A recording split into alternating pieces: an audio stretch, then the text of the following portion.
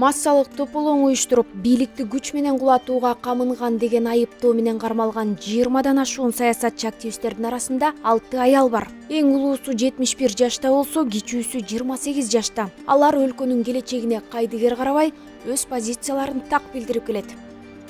Менин оюмча, бул саясий заказ болуп атат. Анткени следователь башында свидетель катары менен алып келген. РОВД андан кийин РОВДден кечки күттөөдө жактан качан кайсы эмнеге переквалификация болот деп. Акыры мени кылмышкер деген кылмышкер катары постановление токтомду чыгарып атышат. Bir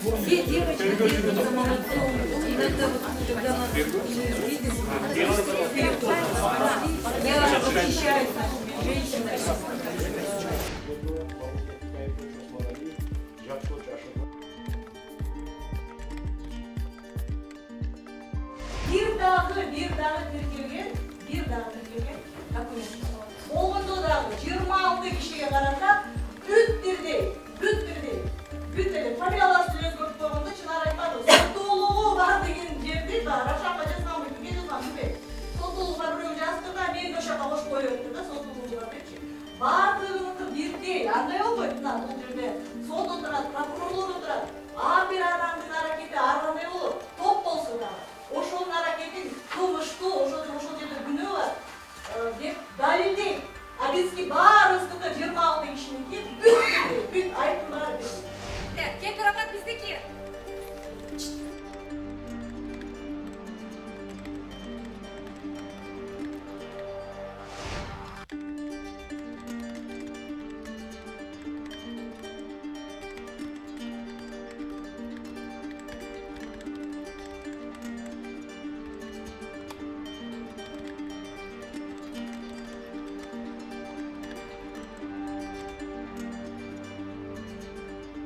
Коомчулукта аялдардын камалышы сынга алынып, соңку кездерде аял затына болгон мамиле маңдай жылытпай калганы айтылууда. Мен деген биздин урматтуу президентибизге кайрылгым келет.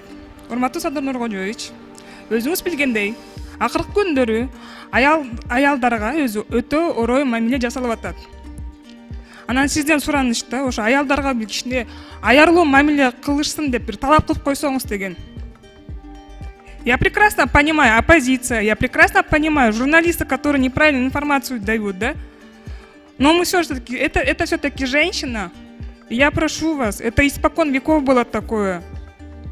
Жогорку кеңештин 20 чакты депутаты президент Садыр Жапаровго кайрылып, Кемпир-Абад иши боюнча камалган аялдарды бошотууну өтүнүштү. Кайрылууда аялдар Кыргызстандын маданиятында тарыхый роль ойной турганы белгиленип, камактагы активисттер өлкөнүн өнүгүүсүнө салым кошкону айтылат. Сиздин жеке катышууңуз менен гумандуулукту көрсөтүп, тиешелүү жетекчилерден мурда кабыл алынган чечимдерди кайра карап чыгууну жана башка адамдардын арасында камакка алынган аялдардын башкаруу чарасын өзгөртүүнү суранабыз, деп жазылган кайрылууда.